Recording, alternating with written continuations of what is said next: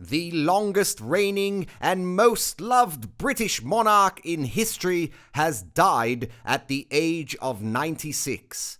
Buckingham Palace confirmed the passing of Queen Elizabeth II and the ascension of her eldest son, who will become King Charles III.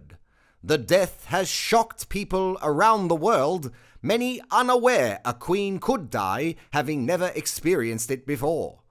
Her coffin will lie in state for 4 days at the 900-year-old Westminster Hall, only 804 years older than Her Majesty. Millions of ordinary people, as well as more important dignitaries from around the world, are making their way to London to pay their respect to the monarch. Global leaders will meet the newly appointed Prime Minister Liz Truss, who was personally appointed by the Queen just 2 days before she died. Police are yet to confirm whether any foul play was involved. However, Labour supporters and politicians are already questioning Truss, suggesting fuel expenses and taxpayer dollars could have been saved had she just remained at the palace until the Queen died. Australians are also in mourning for the loss of their head of state. Prime Minister Albanese addressed the nation in a stirring and emotional tribute.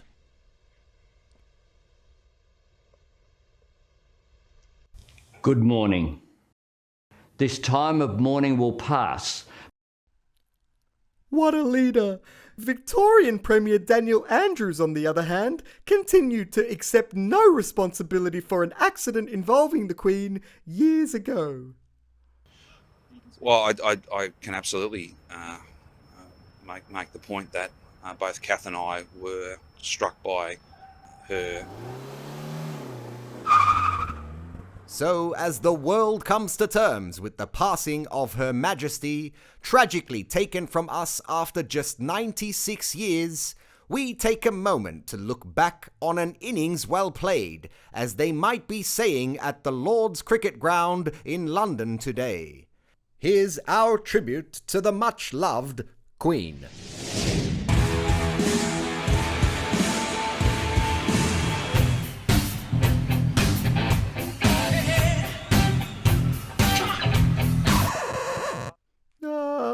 We might cross live now to Mabel and Dorothy Cankle, who are outside Buckingham Palace to pay their respect to the Queen. Mabel, Dorothy, how are you both holding up on this sad day? Oh yeah, not bad, Sandy. Not bad, Sandy. You were both lucky enough to have met the Queen back in 1970 at a football match in Melbourne, weren't you? 1970 it was. Yeah, that was Richmond and Fitzroy, I think. Oh yeah, great game. And the Tigers unfurled their premiership flag that day too. Oh, they did, didn't they? They did.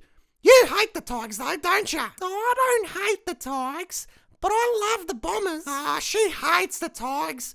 But they had a good team back then. You had John Northey, Francis Burke, Kevin Sheedy. Yes, but what was it like being in the presence of royalty that day? I guess you could say Kevin Sheedy's like footy royalty. Oh, I don't know. Fitzroy had Kevin Murray. The Queen, ladies, how did it feel to be in the presence of the Queen? Well, I remember I couldn't see much of it, Sandy. It's a pretty big arena, you see. I think you ducked out for a pie when the Royals came on. I probably did too. I wasn't going to miss out on the second half. Yes, but it was a special and historic day for all Australians. What was the build-up like for those who weren't there? Oh, it was just electric, Sandy. We'd walk down Batman Avenue, as it was called back then, and you'd see the MCG grandstands right in front of you.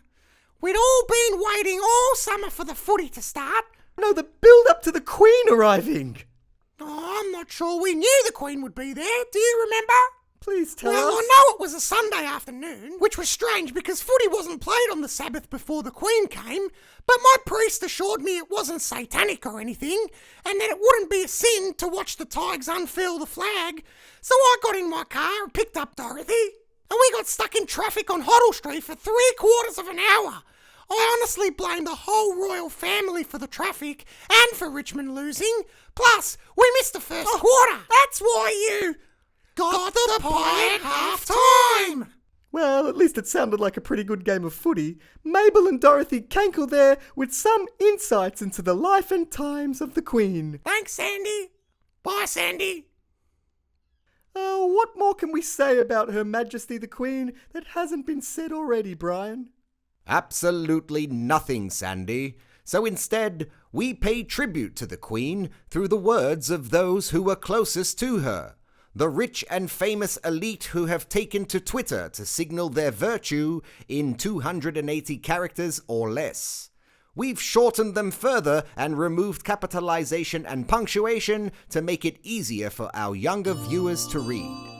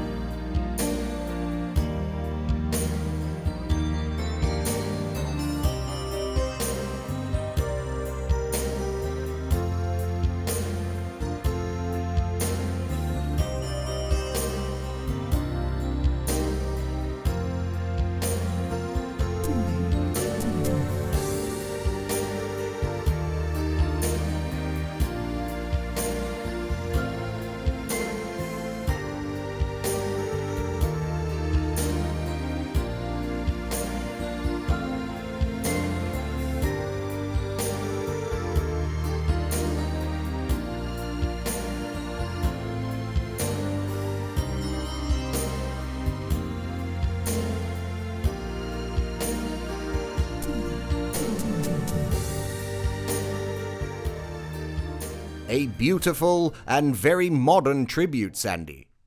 It really moved me, Brian, to know it's not just regular people mourning today, but the important, rich ones too. Yes, truly a sad day for all.